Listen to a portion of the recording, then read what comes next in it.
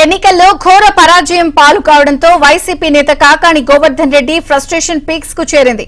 సర్వేపల్లి నియోజకవర్గంలో మాజీ మంత్రి సోమిరెడ్డి చంద్రమోహన్ రెడ్డి చేతిలో కాకాణి ఓడిపోయారు. 16,288 ఓట్ల తేడాతో సోమిరెడ్డి చేతిలో ఓటమి పాలయ్యారు. ఓటమిని జీర్ణించుకోలేకపోతున్న కాకాణి ఓటర్లను అవమానించేలా సోషల్ మీడియాలో పోస్టులు పెడుతున్నారు.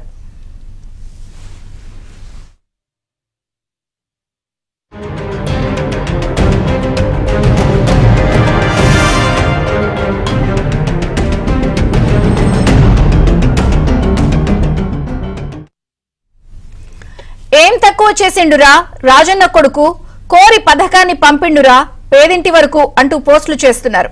వృద్ధుల ఫోటోలతో పెట్టి అమర్యాదకరంగా సంబోధిస్తూ పోస్టులు పెట్టడంపై ప్రజలు ఆగ్రహం వ్యక్తం చేశారు.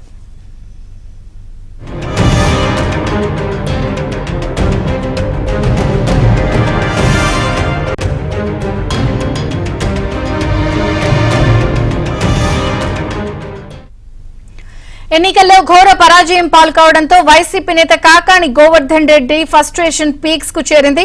సర్వేపల్లి నియోజకవర్గంలో మాజీ మంత్రి సోమిరెడ్డి చంద్రమోహన్ రెడ్డి చేతిలో కాకాణి ఓడిపోయారు. 16,288 ఓట్ల తేడాతో సోమిరెడ్డి చేతిలో ఓటమి పాలయ్యారు.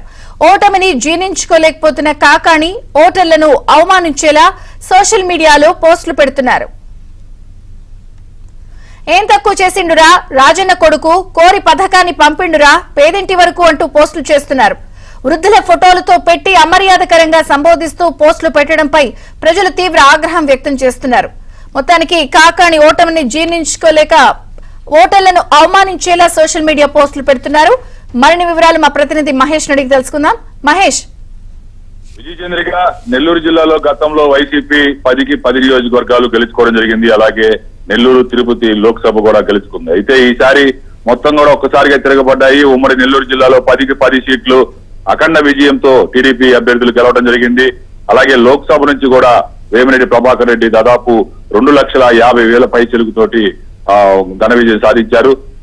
ఇదంతా కూడా ప్రస్తుతం ఎవరైతే గతంలో ఎమ్మెల్యేలు, మాజీ మంత్రులు ఉన్నారో వాళ్ళంతా కూడా జీర్ణించుకోలేకపోతున్నారు. మంత్రి కాకాణి గోవర్ధన్ రెడ్డి తన ఘోర అపజయాన్ని జీర్ణించుకోలేక రకరకాల పోస్టింగ్లు పెడుతున్నారు. ఓటర్లని తిడుతూ ఒరే తురే అనే రకంగా పోస్టింగ్లు ఉంటున్నాయి. వాటిపైన ప్రజలందరూ కూడా తీవ్ర ఆగ్రహం వ్యక్తం చేస్తున్నారు.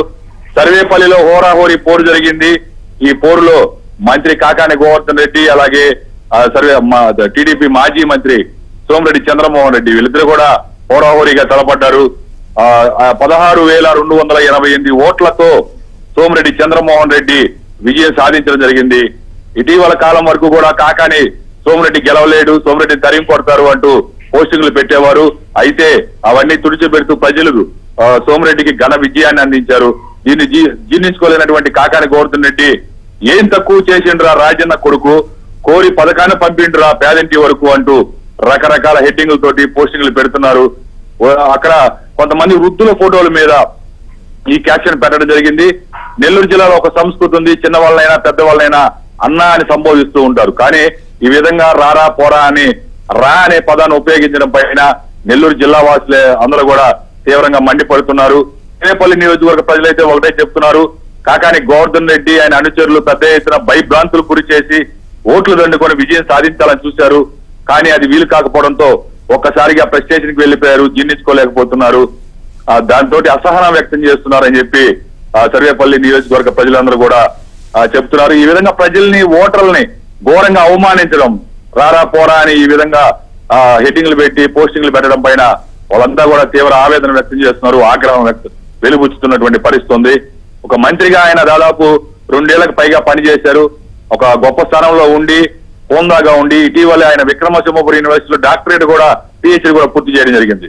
ఉన్నత విద్యలు అభ్యసించారని చెప్పే కాకాణి గోవర్ధన్ రెడ్డి ఈ విధంగా ప్రజల్ని, ఓటర్లని చులకన చేస్తూ ఏం తక్కువ చేసిండురా రాజన్న కొడుకు, కోరి పథకాన్ని పంపిండురా పేదింటి వరకు అంటూ రారా పోరా అనే ఈ వర్డ్స్ ఉపయోగించడం మీద అందరూ కూడా మండిపడుతున్నారు.